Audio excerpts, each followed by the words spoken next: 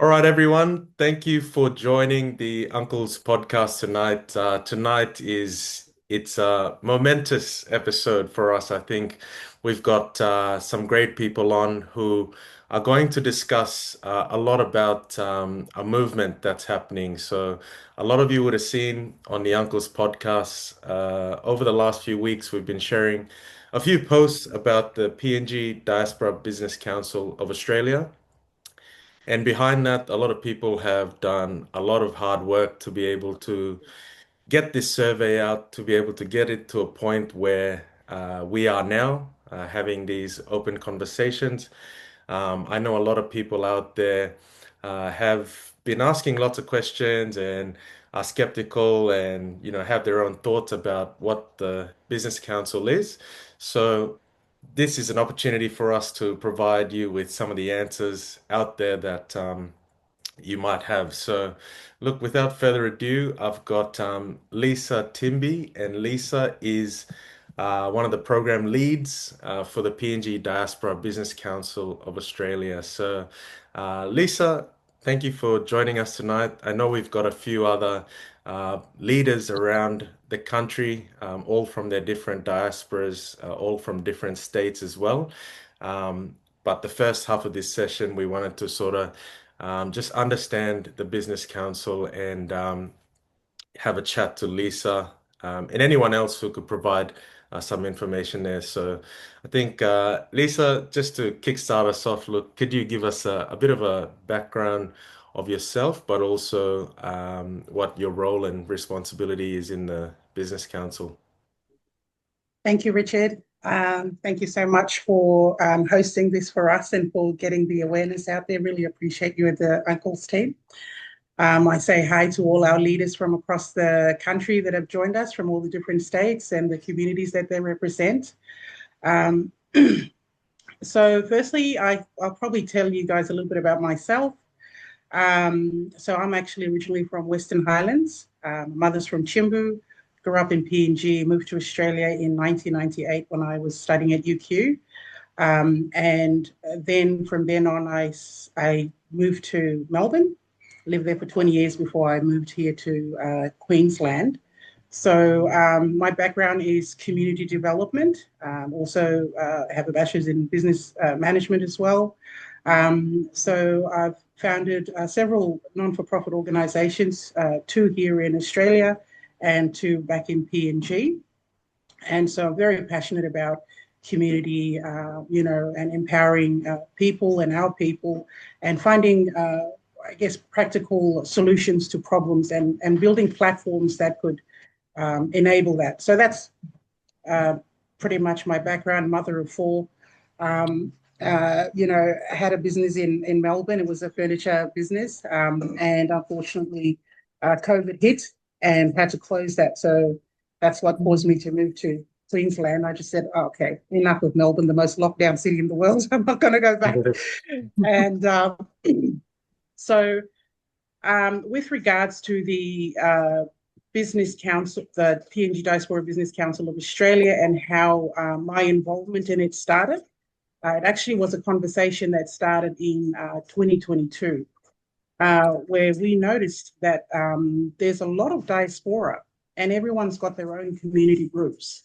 And, everyone's sporadically trying to do their own little bit in creating change. And, there was no overarching body. I mean, you have the PNG FQI, but they were just for Brisbane and there was nothing, it was a national overarching body, and we have the consulate there, and the consulate services are limited as well in what they could do. And so this conversation started when I met Dow and Carmela. Susan wasn't the president then, but I think she was soon going to be elected the president at the 38th PNG and Australian Business and Expo Forum that was held in South Bank here in Brisbane, and I bumped into them when I attended that. And that's when I had the conversation with them and I said, look, this is what we're doing. And at that time, I was still part of the Melbourne Women's Group that I founded. And we were doing something where we were looking into the women doing franchise businesses. So we went to this franchise expo and we were looking at all the different franchises that were available, part of our economic empowerment program. And that's got me thinking, why can't we trade with our own Papua New Guineans? And so with all these, thoughts going through, I was lucky enough to bump into, have a time with Camilla and Dow. And so that was the initial conversation. Then in 2023, we had a second meet up, and that was when I was doing a gig with QSET, which is the Queensland Social Enterprise Council. And that's when I invited the whole team from the Business Council to come over and have a chat with my CEO. And we met up with the Minister for, I think it was Skills and Employment. And also, there was a couple of other people in there. Frank Yorn was there as well. And so that was the initial conversation where they were considering, what to do about this, how to support this thinking. So, it's been a long time coming. So then in 2024, we had our first formal meeting, and that was on the Gold Coast, where we, put together some diaspora leaders, not representative of the whole country, but it was just Queensland at that stage. And we had some good representation from the government, and we started the conversation. How can the diaspora be part of the National Development Plan? How can we be included in the decision-making processes that are happening in Canberra? And if PNG does see us as an asset, well, how can we have pathways and identify the barriers that are causing us not to be, I guess, included in that National Development Plan or be seen as an asset? So after that conversation, minutes were written up, and that was that. And then the next one happened in July in Moresby, and that was, we had some more people, and there was a lot of people dialed in as well online, about 60 people. And there was a lot of representative from government heads, and one of them was a representative from immigration. And, Victoria was there, and she shared her story about how she found it hard to get dual citizenship and the issues that she had, and the rep actually made note of it. And so I found that the thinking is that we are brain drain. We are the brain drain coming down to coming back up there to have a say, or trying to make an impact, but we don't. We've abandoned PNG, or we're just making a lot of noise on social media without any real impact. So that narrative is there, and people who actually sometimes go back to PNG to do business from the diaspora, they do experience that. I've heard firsthand from a few. And so apart from changing that narrative and to be seen as an asset as part of the National Development Plan for Papua New Guinea, we'd need to organise ourselves. And so what came out from that conversation in Port Moresby was the idea that we should actually start a national body, an overarching body that could represent all the voices and could represent all the concerns of the diaspora and identify any barriers that there are to economically empower the diaspora, and even any barriers that would be there from PNG side as well, that would be stopping the diaspora from going back and actively interacting with the economy there. So that's where the idea started, and we came back and met up with Dalvera, who was supposed to join us tonight. He sends his apologies, but he's well versed and well researched. I mean, he knows what he's talking about. So we're going on his guidance, and the PNG, the Business Council of PNG, has agreed to incubate us in this process of doing the survey, getting everyone on board, and having full ownership of the council. So he's been laying out the strategies, guiding us in our thinking. And so my job description pretty much is just to do the groundwork now, and to get the information together and to present it to Dalvera and the team there in Port Moresby, who will then decide what's the best course forward. Now, eventually, obviously, we will formally register the council, but how that will be, how will it be sustained, who's going to be the board members, who's going to be the executives, who's going to, be the technical working groups. I mean, I was just having a conversation with Sari, actually, last night and earlier today about the concerns of the palm skin workers. Now, there could be a technical working group in there that could just be advocating for that and programs for that. And, it could be, so there's so many issues that are happening here that can be representative. So even our Consulate General was actually there at our meeting in Moresby in July. Actually, he was sitting right next to me. So he's well aware of it, and he's very supportive of it. He gets the concept, but he did advise that it's early days, and there's not, if the wider community doesn't have much information to understand the full scope of the work that we're doing, that's fine. It'll still come through later on, and they'll join on. So, my job description is for 6 months, gather all the data, give it to Dow, and what Dow will do is he'll put it together and he'll create a report that will be presented to the government in February 2026. And before he sends it he presents it, he'll circulate it with us, with the community leaders, to make sure that, it is representative of our concerns. It is what we have been saying in the survey.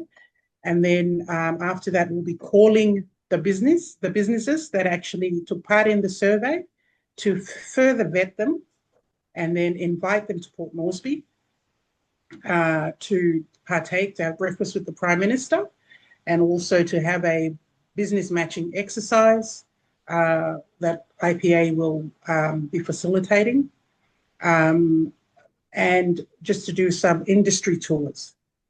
So the industry tours obviously is for anyone who is looking to do business in PNG.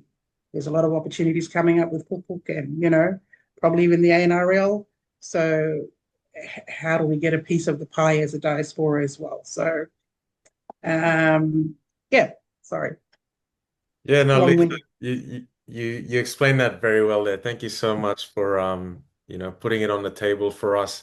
I think my next question was, and I know you touched on it briefly there, but it's just to, I guess, in one sentence or in a couple sentences, to pinpoint what the actual mission is, because I know what the mission is. I've had a few chats with you already, but for people out there, what is the mandate or the mission of the PNG Business Council, Diaspora Business Council of Australia? Thank you for that. It's look, I sent through a concept note to all the community leaders to sort of briefly let them know what the overall vision is. There's a couple of them. One of them, and there's a lot of spin-off benefits as well, but even though that's not the main vision. So one of them is actually to give the diaspora a voice so that your concerns can be represented, both in Waigani and Canberra. There is an overarching body here. And then the other one is to actually build capacity on both sides for Australia, the diaspora in Australia, and also the SMEs in PNG to trade with each other. And see, the long-term, vision is to, apart from empowering ourselves, we understand that the diaspora are always connected back home. We always have a heart for our people. And instead of, I think I've said this in the other interview, instead of just sending remittances, is there a way where we can trade and people to people trade? Because, you hear about, these big mining projects like LNG and all the others, and I'm not dissing them or anything, I'm sure they're beneficial, but the money rarely trickles down to the little people.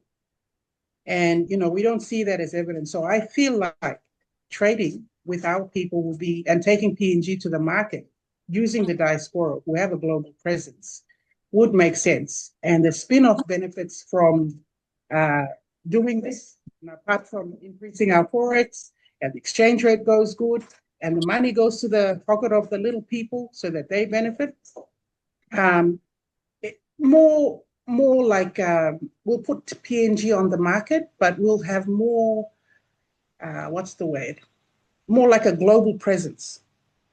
Because right now, we're not, PNG doesn't have a brand. I mean, maybe we do have a brand, but I believe the diaspora can actually assist in giving PNG a brand um, all across the globe. Like you can see, Australia is starting it off, but we've got the UK, we've got the US, we've got Africa, we've got other parts of Asia. It's a movement and it will start. So everyone will start getting organized and will start being the people that buy in the Papua New Guinean goods, you know. And so ultimately, I would say it's to empower and empower our people who are missing out, unfortunately. I want to take a moment to acknowledge Australia. This is the country we have made our home, and many PNG diaspora have made this our home, and we're truly grateful for all that she has done to empower us. Australia is one of the greatest countries in the world, and we do not take for granted the opportunities and freedoms we enjoy here. Our vision is the vision of the PNG Diaspora Business Council of Australia is to build the capacity of our diaspora so that we are a strong, empowered, and contributing community, not only to Papua New Guinea, but also here in Australia. In every agreement, project, and program that the Business Council does, we will always consider both Australia and Papua New Guinea's interests. And we love Australia, and we also love Papua New Guinea. This is the balance at the heart of what we do. I think it's important at this stage to introduce the interim committee members of the PNG Diaspora Business Council of Australia. Each one of us brings unique skills and experience and passion to this journey. First, we have Victoria Carmen.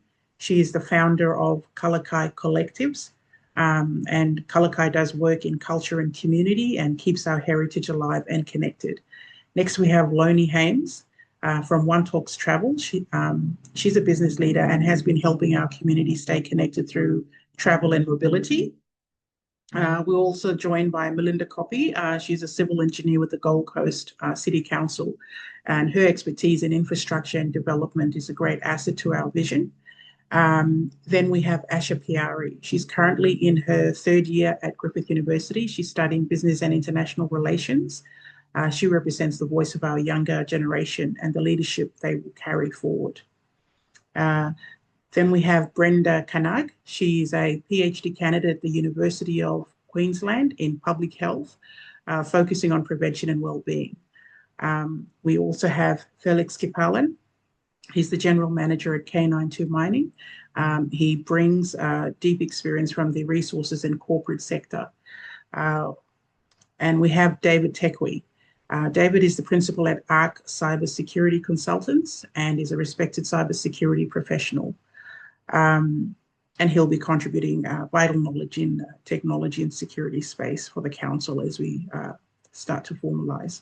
And finally, we have Dalveri Henau, who is the former executive director of the Business Council of PNG and is now the CEO of Legacy Group.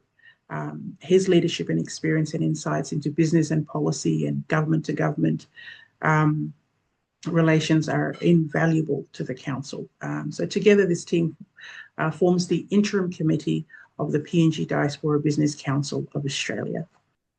Yeah, I think that's great, Lisa, and thank you for sharing that.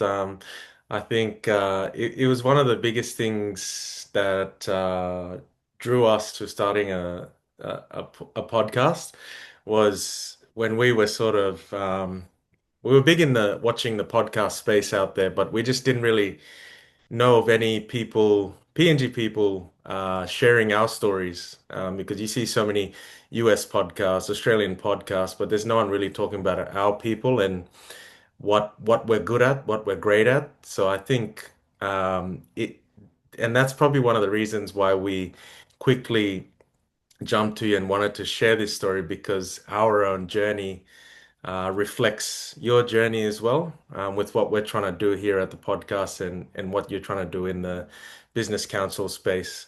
But I think you've answered most of my questions there. But I think Jackman's got a couple more questions for you. Jackman, are you there?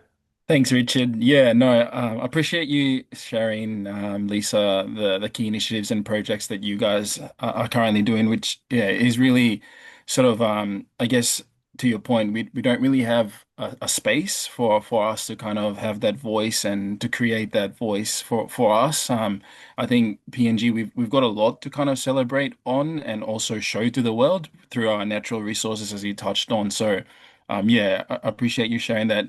The next part of the questions that I'll be touching on, I guess, is just some of the interim challenges that you face. And I guess I kind of wanted to put to you, what are some of those significant challenges the executive committee has faced in its interim capacity, and what are some of the things that you guys are doing to sort of overcome that?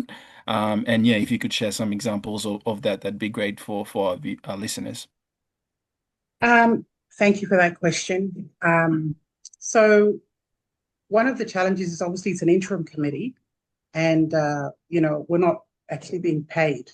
So at this stage, we're just laying the groundwork. And so everyone's got their jobs. And so this is something we're trying to manage. And so I would say that's been a challenge in itself. But the other thing is obviously the skepticism behind it. They don't know us from a bar of soap, if you like. So who are you? What are you peddling here?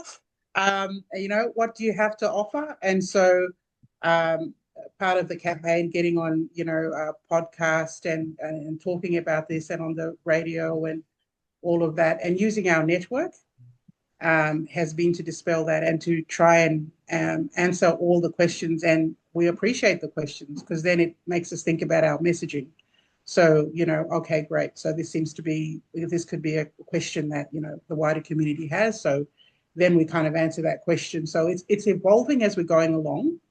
It's a new thing. I mean, there's a lot of templates that we have out there from other business councils that we could learn from. But in terms of our community, it's evolving as we're going along. But I think one of the strategic things that we did that I feel was good was to actually involve the community leaders from the get-go. And to, out of respect for them, to reach out to them, let them know this is what we're doing. If you're interested to be on board, would love to have you on board. If you've got any questions, let us know. So we had 2 online sessions with the Business Council of PNG where, they could ask any questions. And so I think getting the community leaders on board and getting this support was very important from the get-go, because they had authority in their respective communities to actually get the word out there. And that trust factor was quite important to establish from the get-go. But still, there were parts of the community that still had questions, and I guess other sectors of the diaspora that we may not have access to, like the younger community, which I'm hoping, the uncles can help us to reach out to. And there are other segments of the community that, we hope to engage more as we're going along. No, thank you for touching on that, because I think that's where, as young people, we have the responsibility to kind of help champion that voice and and to kind of help overcome the challenge. And yeah, definitely, I know we're all aligned with you in terms of having our platform to help share that. Thank you.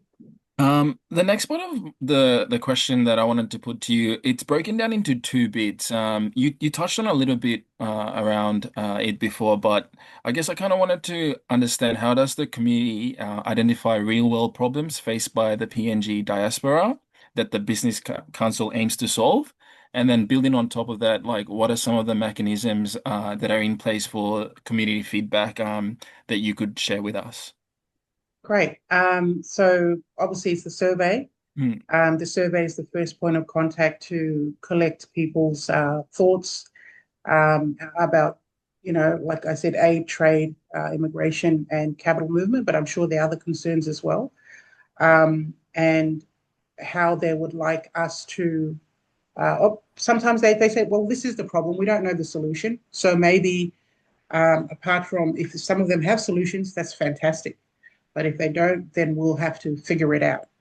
And when I say we, there is no actual formal body yet.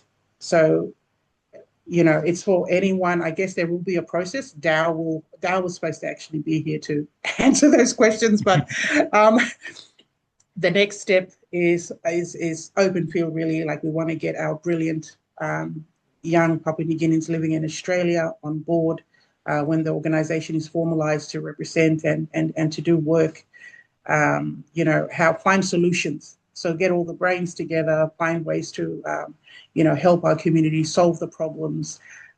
So because it's a new concept and it's new. We want everyone's thinking on board, so that ownership has to be there. So the survey, in answer to your question, the survey would be the first point of contact. So if anyone has, anything that they'd like to talk about that they are experiencing, the survey is there, and we look for themes, common themes. So it could be, you're not alone. It could be an issue that, a lot of our diaspora are facing. And in terms of the other part of your question, which is how do we go about solving it? Is that what you were? Yes, yes. So at this stage, Dalvera is our policy guy. He's government to government, also private sector to government as well. So him and the Business Council of PNG, whatever we do here in terms of the survey and the information we collect, we give to them and they compile it into a report. They translate it into, I guess, policy language, and then they bring it to both governments. So in that sense, the real change is possible. And so they have access to Waigani through the Prime Minister's Breakfast, which is an annual thing that the Business Council hosts with the Prime Minister, and they have access to Canberra. I think apart from the Ministerial Forum, there is another forum. So they do have those pathways there. So and that's an answer to your question. Yep. Yeah, no, thank you for sharing that, because I think the biggest thing that, we wanted to kind of show too as well with some of the challenges that you're going through is how transferable that is to real world actions. And, to your point, you've got connections within, the government in PNG through the breakfast, as well as, the connection through Canberra here in Australia too as well. So, in the feedback that you collect from the survey too as well, it is exciting to see the actionable outcomes that will come off the back of that to kind of put into practice and through policy, etc. That's done with that. So no, I appreciate you sharing that. Thank you. Thanks for your question again. That's all right. I think Charles will be running through the next section, so I'll pass it over to him to chat through some of the pathways and advocacy questions that he'll propose question you guys. Thanks, thanks, Jackman, and thanks, Lisa, again.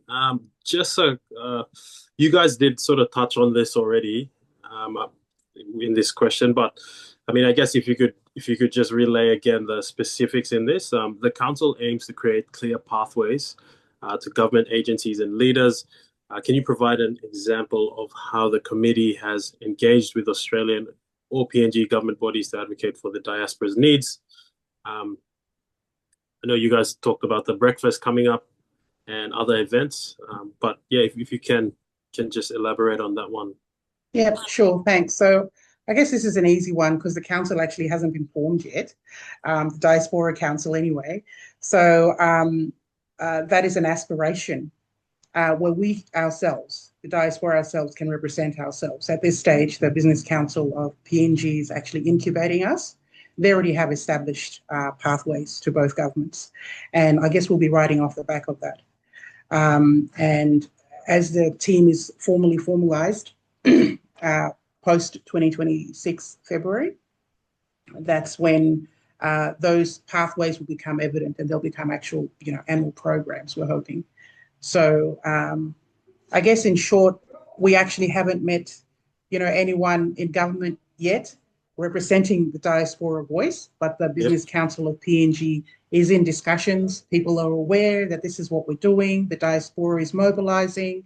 There's a survey out there, and they're aware that we're in the initial stages. So I guess the next step, when the formalization comes, that's when we'll actually be in that position to represent ourselves in those pathways. Yep. Thank you for that. Thanks for sharing. And then another one I was going to say was, how does the committee work, how will the committee work to bridge, obviously, the gap between the diaspora's needs and the resources or policies available from both the Australian and the PNG governments?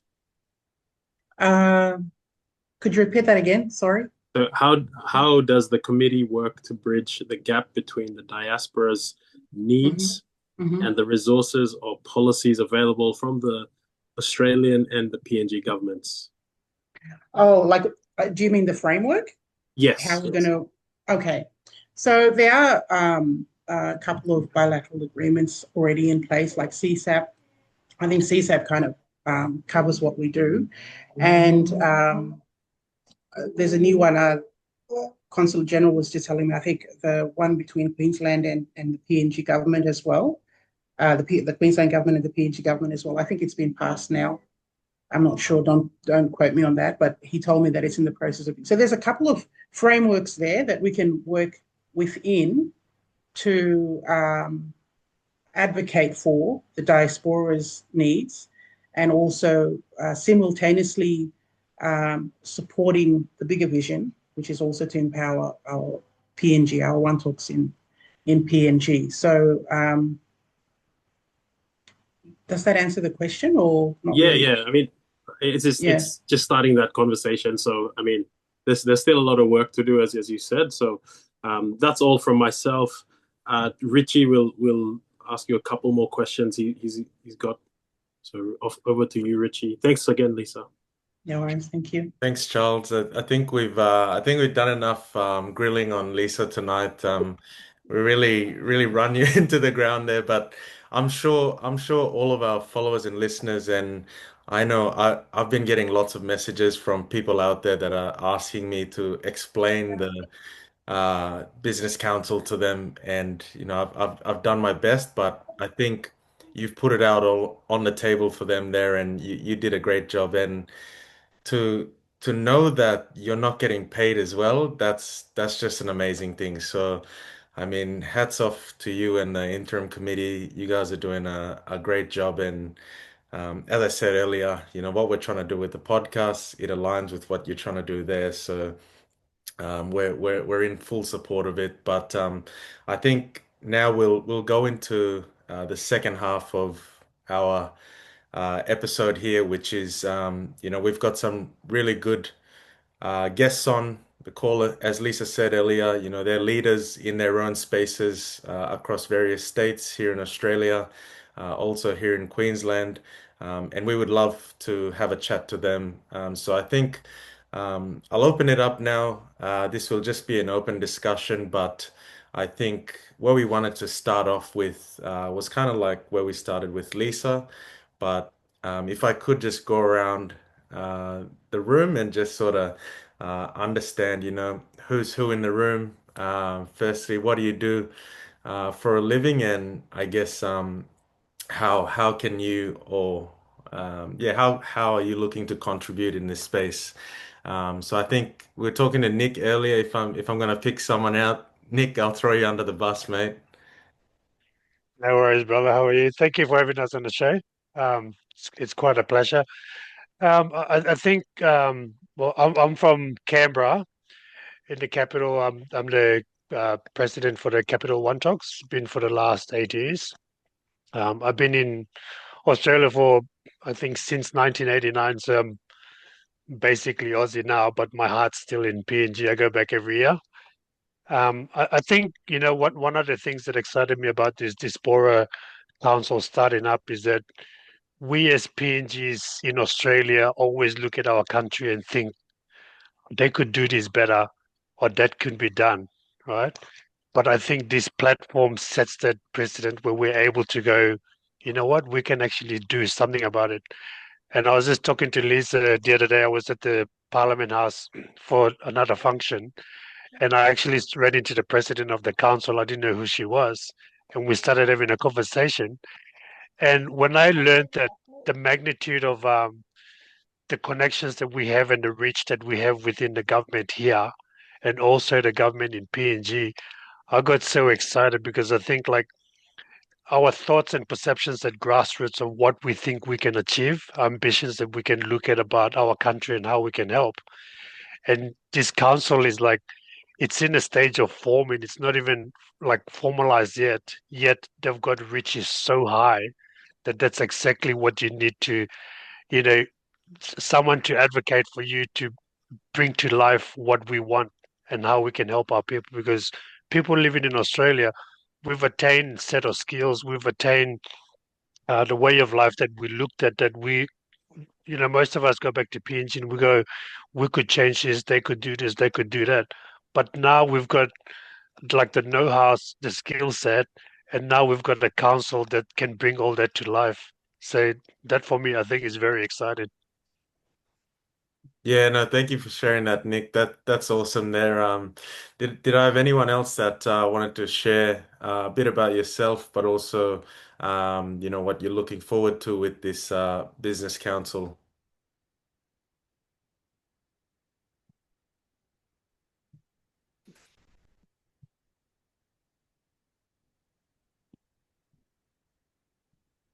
How are we going? Can I throw it over to Nancy? Are you there? Yep. Hi, everyone. I was actually going to raise my hand. Thank you for having us and thank you for giving us this opportunity so that we can get out the views of the Business Council here out to the population that we care about and want the best for them.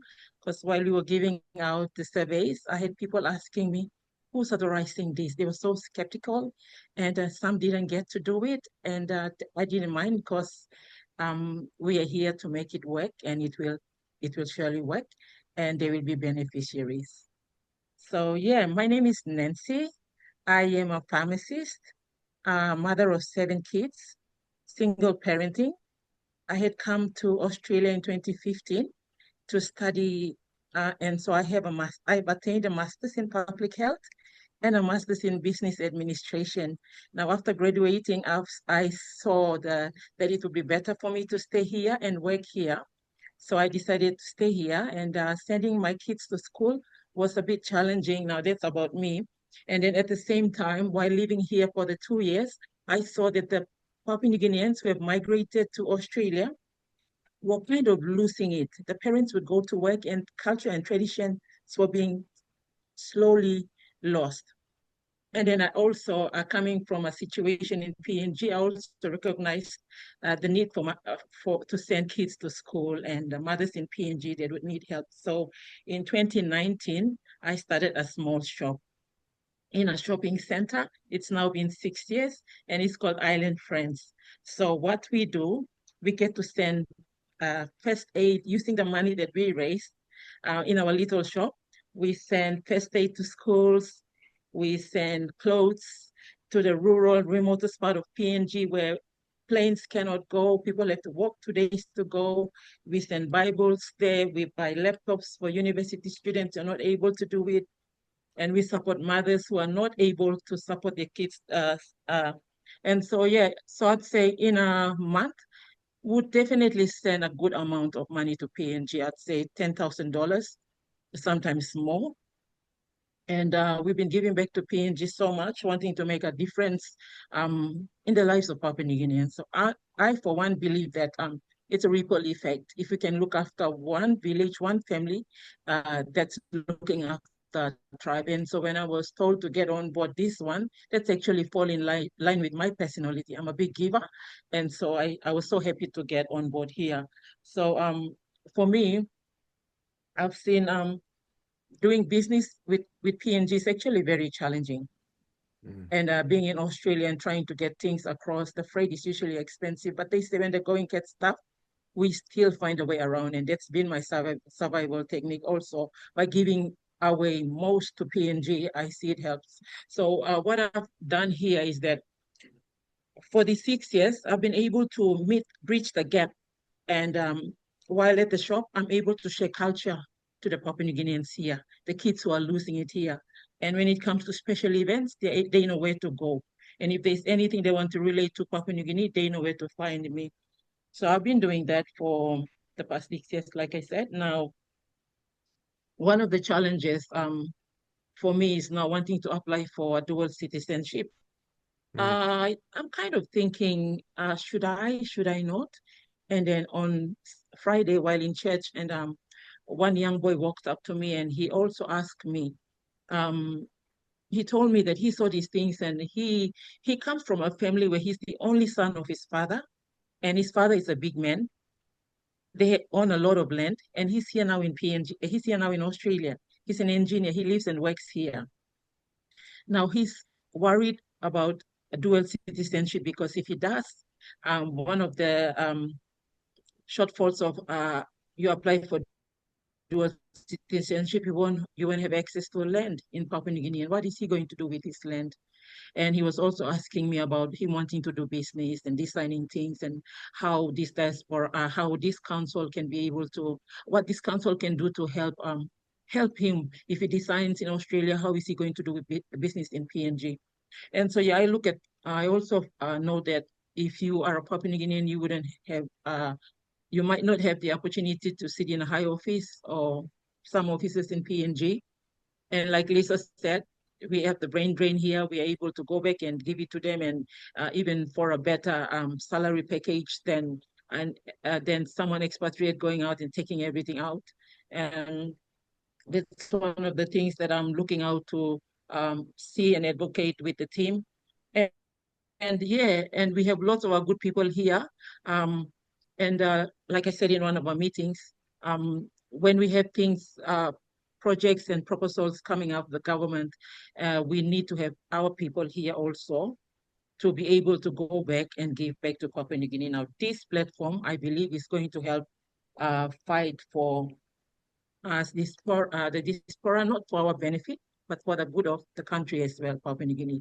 Like they say, they take us out of PNG, but they can't take the PNG out of us. So we are already doing what we can to support our people back. And this platform, I believe, will give back in a bigger way. For me, the big thing is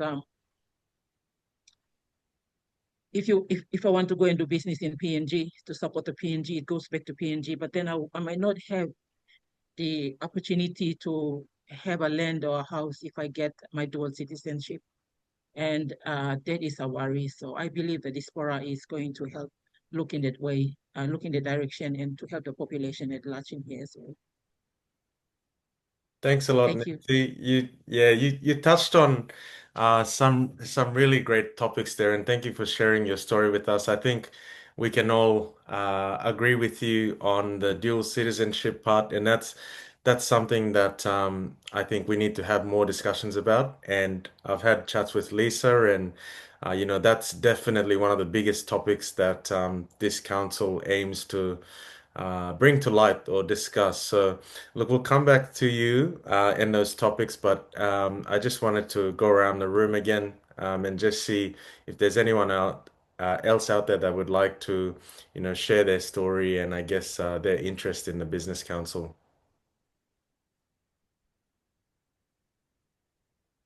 Okay, I'll go next. Diane is my name. I am from Manus, but I currently am working in Charters Towers. But Cairns has been home for me and is home for me. I am currently the secretary of PNG and Aunkles Association in Cairns. And I'm only here for work because, my profession pays for part of what I do as a volunteer. Mhm. So, coming to Charters Towers is a good place for me to do that. I moved to Australia with my family in 1996. My kids have all grown here in Australia. One has decided to return to PNG, and two are living in Melbourne, and I've lost one. But, that's the challenges of life. But one of the things that, helped me and my family to settle in Australia is the PNG community that we have overseas. And we moved to Sydney from Port Moresby, me to do my master's in health professions education, which I completed as a mother while studying. And what helped us, like back home, we so used to our extended family supporting us. Whereas when we moved to Sydney, we didn't have that. But we were fortunate enough to have the support of the PNG community there. And so it's kind of motivated me to be part of the PNG community from Sydney. Then we moved to Perth, and that was also the case. And then we moved to Cairns, which we've made our home. And we've known families who have come and needed help settle in Cairns. So we have helped them individually, like as our family, but also the PNG and Talks Association helps families settle in Cairns. We help them, those that we have contacts with, communicate with us before they move. So we help them find schools. We help them, give them information about where it's easy for them to find accommodation for them and their family. When they arrive, we help them with, their settling. Like the association has contacts where we can collect, things like mattresses, pots. So it's just to help our people settle in Australia. And for me as a teacher here in Australia, I did my training back home in PNG. But getting a job here in Australia was easy because I did my master's here. And while I'm teaching here, the education system here is such that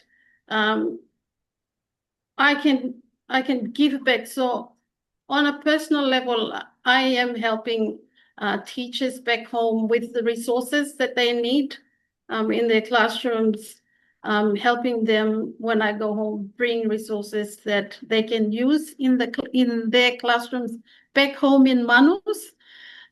So when I was invited by Lisa to be part of this diaspora, I thought, what a perfect platform to, do what we already have been doing, but on a different level.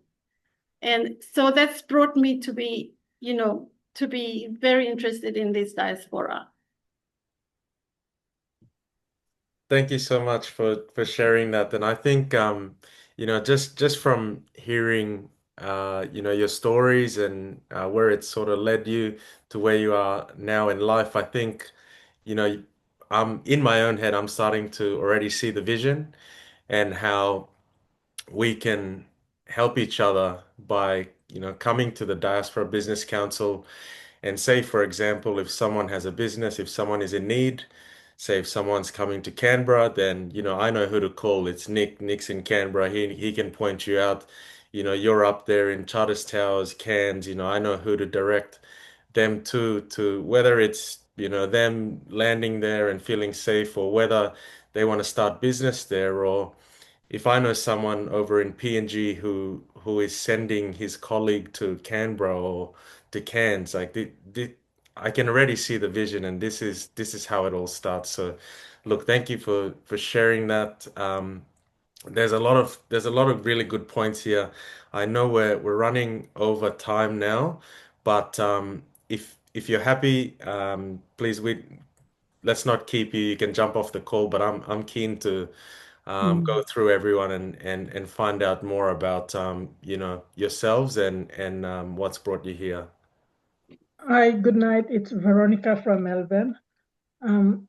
Just returned from my dental appointment and I'm a bit sore in the mouth, but I'll try my best.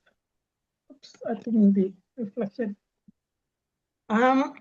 So I'm one of the community leaders here in Melbourne for the Papua New Guinea Association. I'm excited about this initiative. Oh, hang on. I'm trying to get away from the light. Yeah, I'm excited about this initiative. It's something we've been, so Lisa she founded our Women's Association here in Victoria. And we've been talking about how we can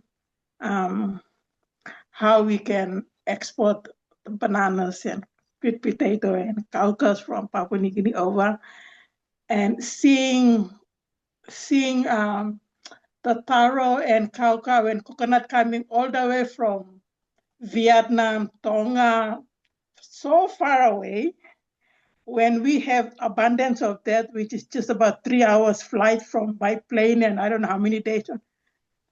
And it's something Australia can tap into that.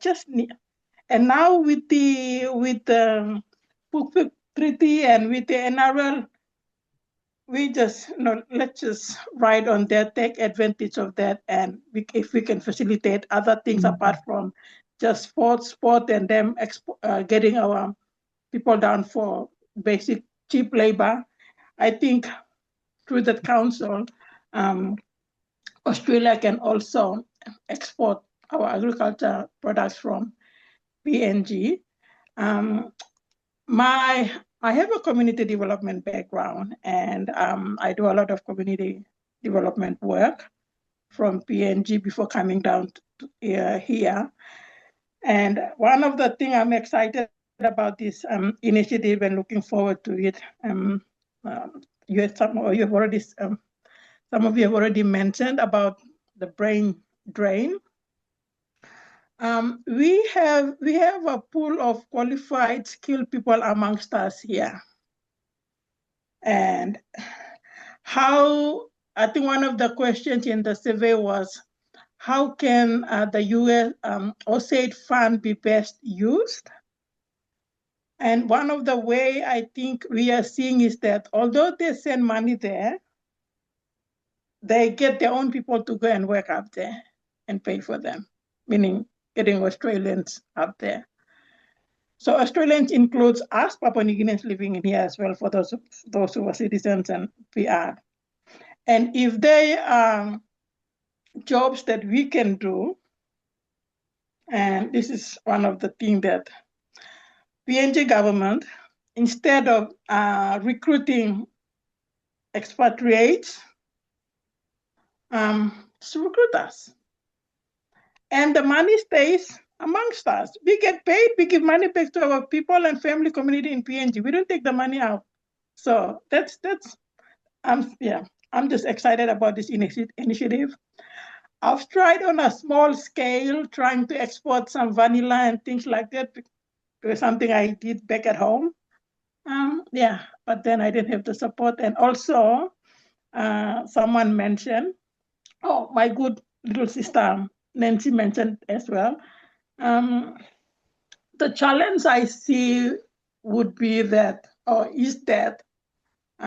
doing business with family back at home, where it's not, there's no regulation around that, it's very challenging. And so I guess with having the PNG Diaspora Business Council can help regulate that for us as well. So it's business, and it's not something the family can think that, if we give you money, things get mixed up.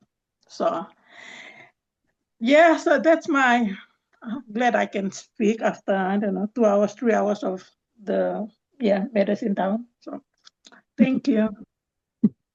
Thanks a lot, Veronica. Thank you for sharing that. Was there anyone else there that wanted to share your story as well and your interest in the Business Council? Yeah, if I may. Hi, can you guys hear me? Yes. Oh, okay. Good night, True, and Hanoboy Namona. My name is Siri Lewis. I'm originally from the Golden Village, Hanuabada, from Port Moresby, the gateway to PNG, So I've been in Australia for a few moons now. I have married with children, and I've worked in the private, in the public space, in the resource sector, mainly in the commercial procurement space. And so, that's in a nutshell about what I do. Outside of work, I am currently the president for Motukoitabu Besena. In case you didn't see it, we had a float at the 50th Independence celebrations at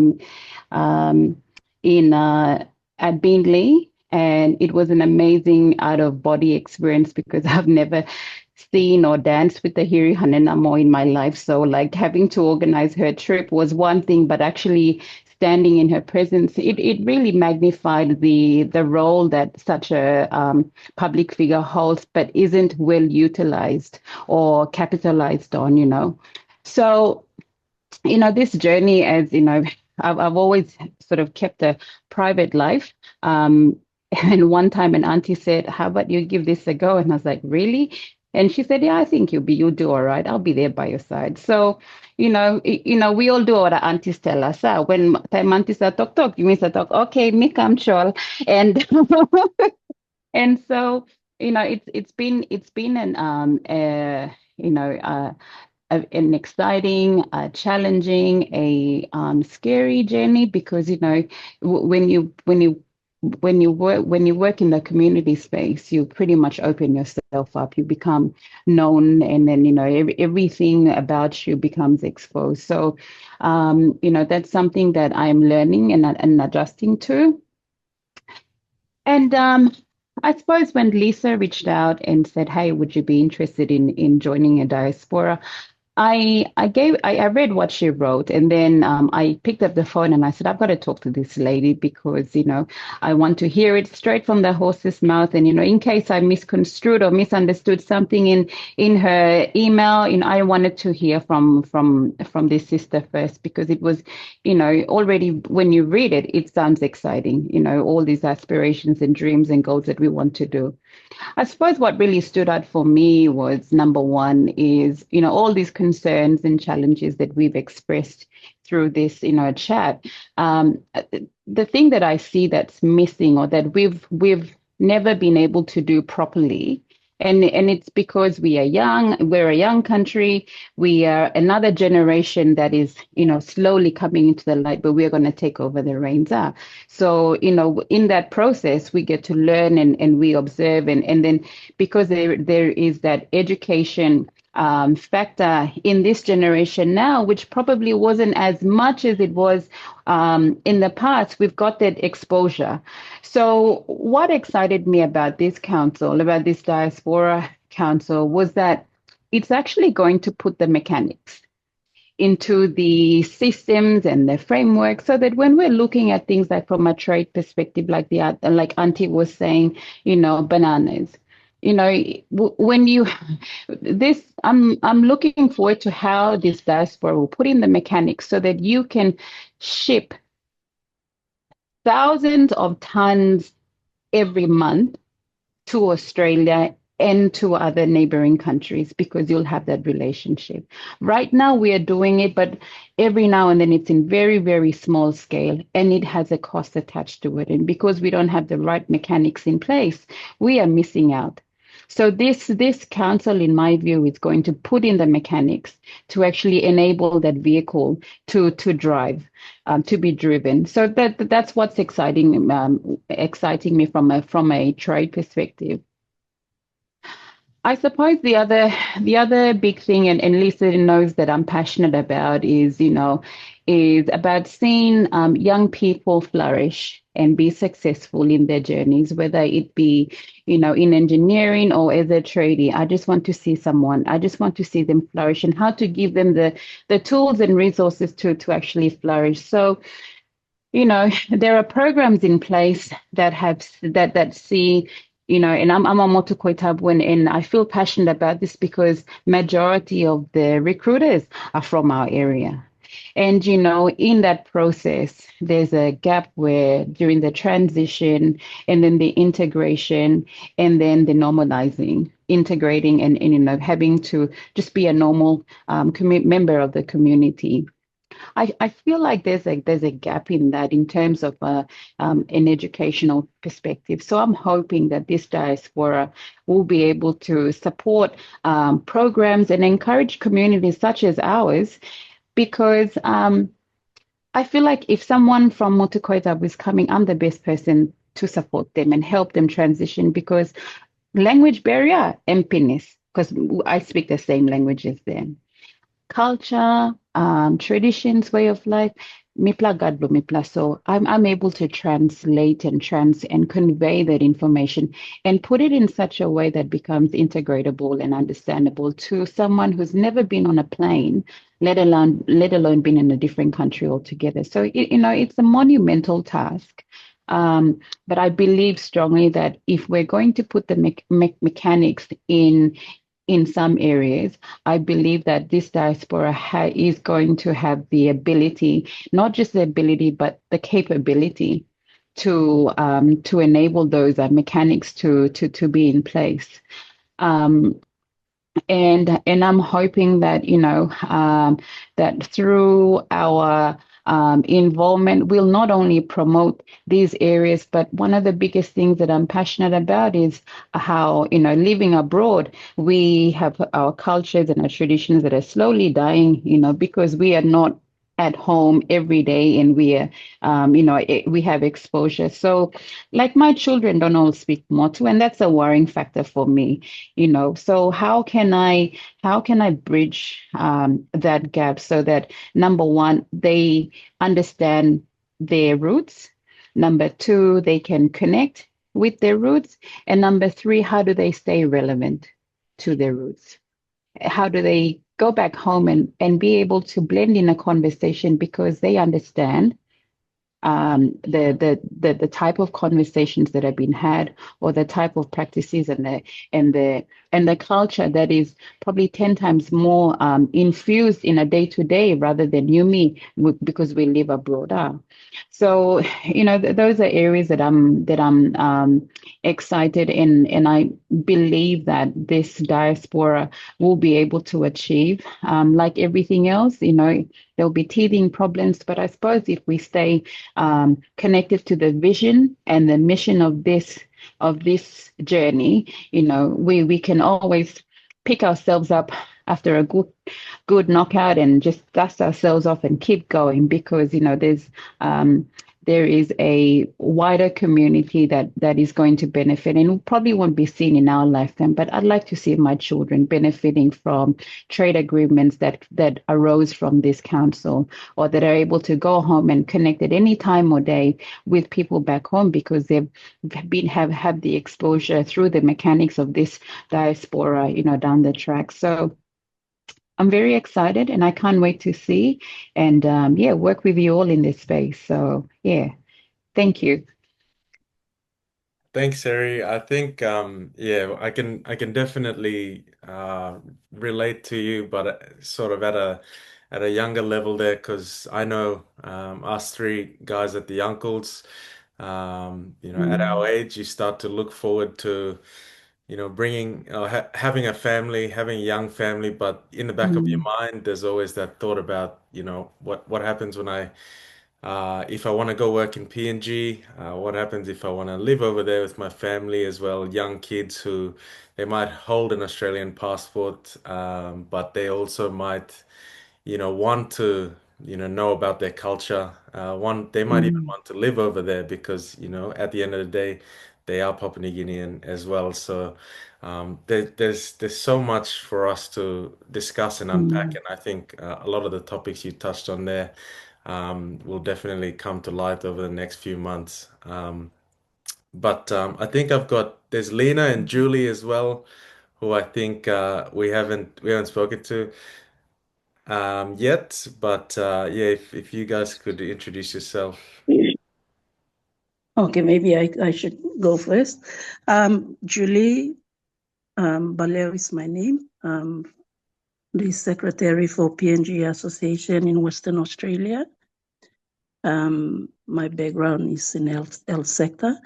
I'm a registered nurse. Recently, I just resigned from work. So I've been, I moved here to Western Australia in 2010 with my family, and been living here since. I have worked, I live here, but I kept going back home, going back to PNG, doing volunteer work there, into the remote area of Papua New Guinea, especially in the Sepik area, doing maternal child health programs, helping communities back home. And but I just resigned 2 years ago from all the traveling back and forth and family commitment. So I had to resign. But with this diaspora, it's so there's opportunities because I've worked, staying here and back and forth home and seeing the need in the communities. There's a lot of opportunities that, we can help improve lives back at home, but with all the restrictions and, there's the freight cost and all this, it's a barrier for services to reach out, people back home. And with this diaspora, I saw that there's opportunities there that can open door, not only for businesses, but also for, charities that can go back and help our people right in the communities, because I'm from the health sector. So I saw that there's also opportunities there as well, where once this council, set in a way that it will open door for more opportunities. Also, just seeing our communities back here in WA with the distance and seeing community members trying to go back and do business back home. There's a lot of hurdles that they, had to overcome. And with this, there's opportunities that will, open for people. So yeah, that's where the interest came on. That's why I'm here trying to see where we can benefit from and also help make that happen. Yeah. Thank you, Julie. Thank you for sharing that with us. We've got Lena. Lena, last person on the call. If you're there. Yeah, I'm here. Oh, awesome, Yeah. awesome. Yes, we Yes. can hear you. Okay. All I right. think Lena, we've interviewed you previously on the Uncles at one of our Yeah. vlog days. Yes, that's right. Yes, you have. You I, have. I just remember just At the Pacific Pacific Festival. Vibes Festival. Yes, Yeah. That's it. yes. Yeah. At Yeah. Launton. Yes, yes. I try to see the markets where I can go to promote our goods, especially the baskets and the billums. Yes, that's right. Yeah. That's where I saw you look very familiar, but Yeah. good to see you here tonight and definitely keen to hear a bit about your story, but also your interest in the council. When I got the call, I thought, who's this? Why are you calling me?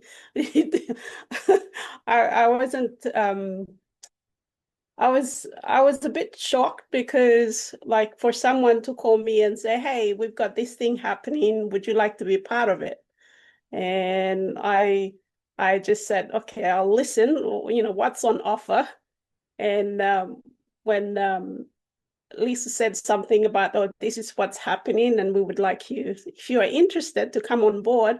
And as she continued to speak, I realized that it was basically what I've always, that was how started my course of importing and selling billums and baskets. So I thought, yeah, we're on the right path, and I'll be happy to come on board.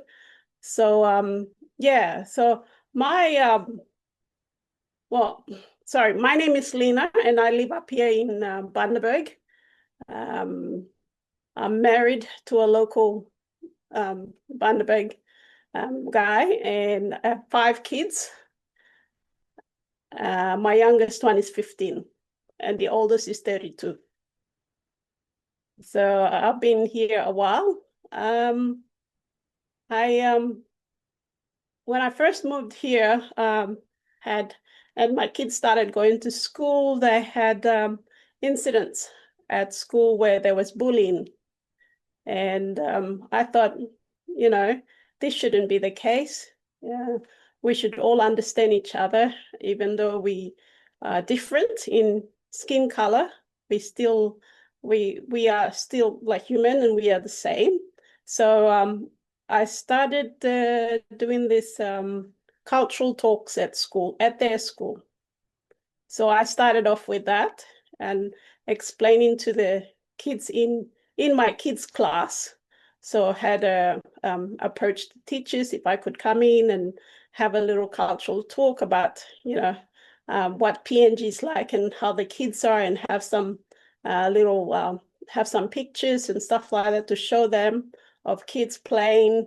And yeah, so it started off like that, with me introducing, and so that they could understand, the kids at school could understand that we are all the same, no matter where we are, whether we live in villages or in cities, in towns. We basically have different things, but the same idea of playing, singing, learning, and things like that. From there, I went on to my interest of when I was living in PNG, I used to go to the markets, and I'd do, apart from working, I used to go in on the weekends and on my days off would do markets, selling ice blocks or soft drinks to make extra money, because what money you earn from work was not enough. So I used to do that to help my family. So with that in my mind, when I reside here in Australia, we were still supporting my family through what my husband earned, which was not enough. And a friend of mine saw the basket, and she said, why don't you say people like it? Why don't you introduce it? Why don't you bring it in and introduce it? And I said, oh, okay. So that was like about 15 years ago. So I said, yeah, I could do that. So I started collecting bit by bit from Goroka, and getting my family to send me 1 or 2 baskets and billums, and I started doing my little markets. And so it grew from there. Now I probably help at least over 100 families, individual families in the villages. So I work with the villages, yeah. And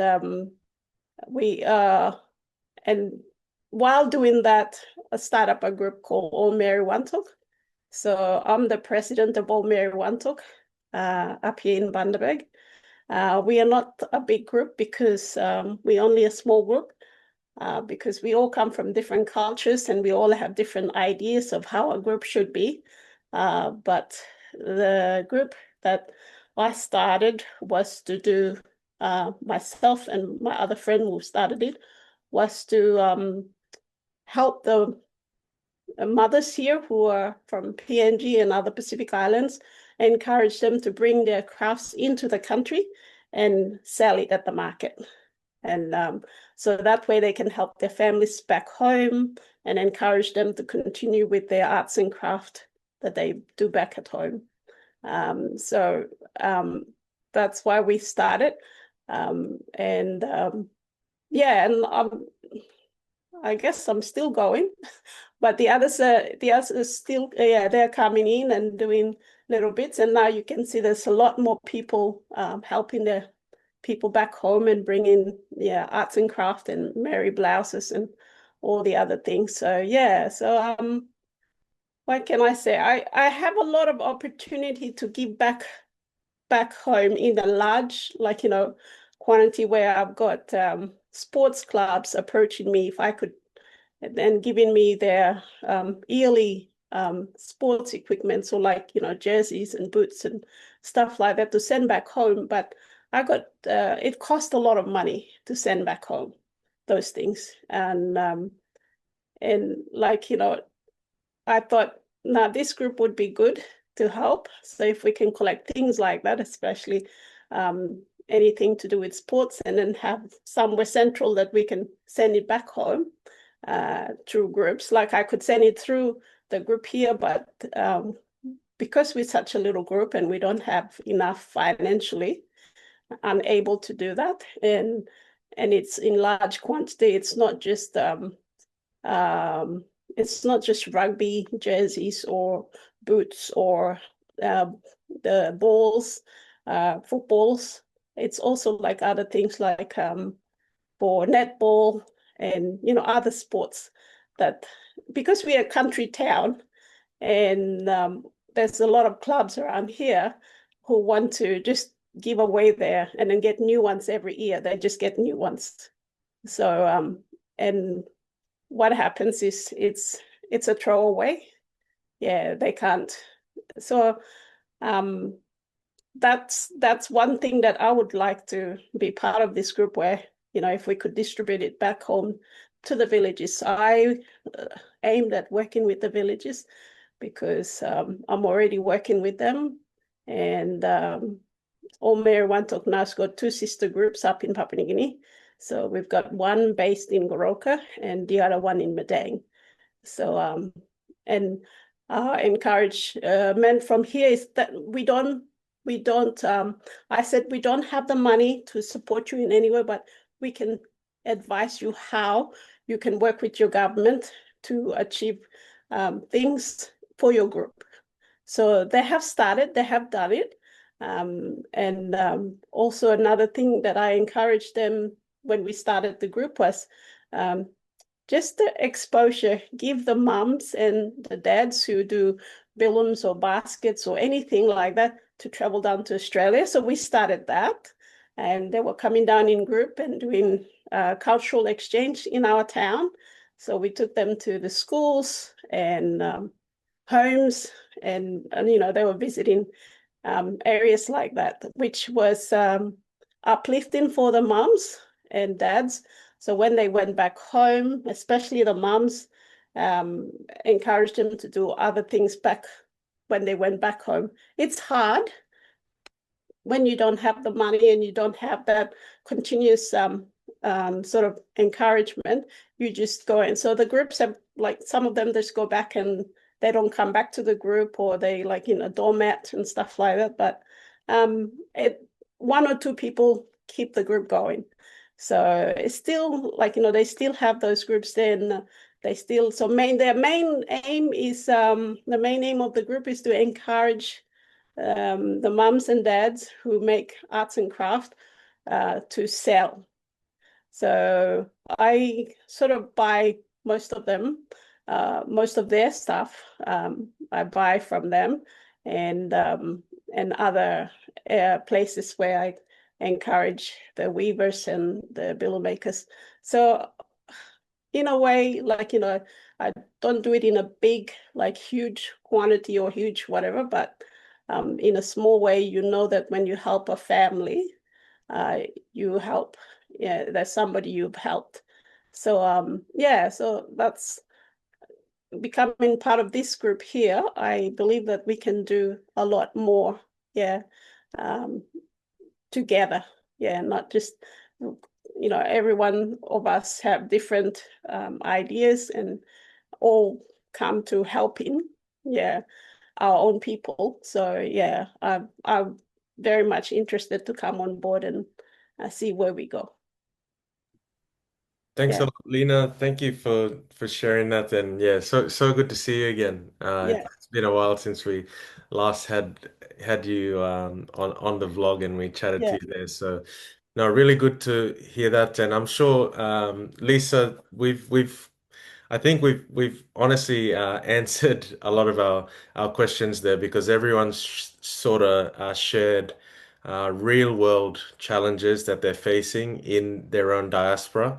And these are challenges that I believe the Business Council can help moving forward. So, I mean, before we close up, before we end it, and I think there is another opportunity for us to have another conversation with this same group of people later down the track.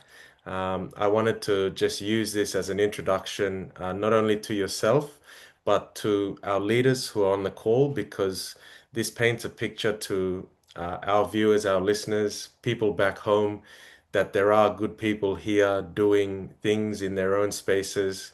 There are people here that are, running their own businesses, that want to help our people back home and are doing really well. So that was the whole aim of this episode. This episode is to I guess, paint that picture, but also get the voice out there of, yourself and what the council is doing. So, I just wanted to hand it over to you. Are there any final things? Do you have any thoughts on those real world challenges that are there? And then we can close it up for the Oh, night. sorry. Can I say one more thing? Sorry, if Yes, that's all right. yes. Yeah. I was sitting down and thinking the other day that in what we do as Papua New Guineans living overseas, and especially those little SME groups like, stallholders, we buy from them. I just realized that, our minimum wage in Papua New Guinea, if like next year, probably go to 5 kina something to. But us doing that, we've actually raised their rate.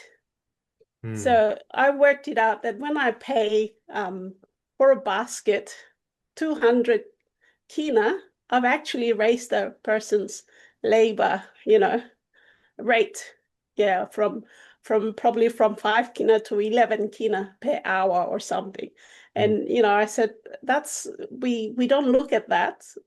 Sometimes we don't realize that we've done that, and like people have realized that they're worth more than 5 kina. They can make more money if they do this. So yeah, so I thought that's something that we should all be proud of ourselves, that we are helping them to raise their income, in that way. Thank you, Lena. I'll hand it over to you, Lisa, to just I guess recap your thoughts on what everyone shared there, but also tie it into next steps moving forward for you guys at the Business Council. Thanks for that, Richard, and thanks everyone for sharing. This is fantastic. This will go out there, and it'll just really, really show the general public, and I mean not the general public, but the diaspora, what we're trying to do here. They're hearing it firsthand from the leaders. So thanks for that again, Richard, and thanks everyone for sharing your stories. I think the next steps. This is basically the community leaders that we're interviewing. I think if it's okay with you, the uncles, Richard, and the team, the next step would be probably a different segment, which would be the business segment. So we're looking at special businesses that are unique, in the STEM industries, like, the construction, the IT guys who are probably developing software out there somewhere, the nerds that are probably just tucked away, who are socially awkward, that haven't really come on board yet. There's a bit of a segment out there that we're trying to break through, and hopefully we can reach. Our community leaders, they hold the community. And so bringing them on board was strategic in the sense that apart from the fact that they have a heart for PNG, they also hold the community. And so, and they also do a lot in their own capacity as well. So I guess the other sector that we'd like to probably showcase as well is the business sector. It's not that they're all about the bottom line, but, we want to reach out to those people who are also into social enterprise and hopefully showcase them as well. But going forward, after the survey, which is the end of the date is the 31st of October. So if you haven't actually, done the survey yet, I encourage everyone to go in so you can actually have a say. And especially about the open-ended questions, please go in because like I said, we're going to compile this into a report, and it's, we have direct avenues. So this is actually, I was thinking of a marketing, a phrase on how we could actually summarize this. And it takes 25 minutes to reset the next 50 years. And it's true. Just having your say, and it looks like it's very simple, but that survey will go a long way. So it is the first of its kind, and I'm assuming going forward we will have other surveys, and this time more people will participate when that the trust is there, the more the awareness is there. So going forward, we will be reaching out to those who participated in the survey around November, early week November to the second week of November. We'll be doing some vetting further questions to the business owners and those in STEM occupations as well. And that's where we'll be compiling official invitations. And plus the report will be actually being compiled by Dalveri as well. So two things. So there's the report that will be written by the policy team from the survey. And number two, the vetting process for the businesses that we'll be inviting to PNG in February of 2026. So that's what's to come next after the end of the survey. So that's something to look forward to. Other than that, I think, thank you. I think we've gone past by 30 minutes or so, but thank you for facilitating that, Richard. Appreciate it. No worries at all. And thank you for hopping on the Uncles. I know, three of us are very keen and interested to see where this goes. We're backing you fully 100%. And thank you to everyone else that has come on and shared your story with us. I know it takes a lot to chat to us and put yourself out there, but I know that moving forward, we can do some great things. And with Lisa, hats off to you, the work that you're doing, and not getting paid as well, which is a huge thing. So Not yet. Yeah, that's it. Not yet. So you're doing great things, and hats off to you. But I'll end the recording now. If you guys have any questions with anything that's coming up, you can direct it to me or to Lisa, and we'll help you out. But thank you, everyone. And good night. Good night. Good night. Thank you, Richard. Thank Thanks, you. everyone. Good night. Good night, Olga. Good night.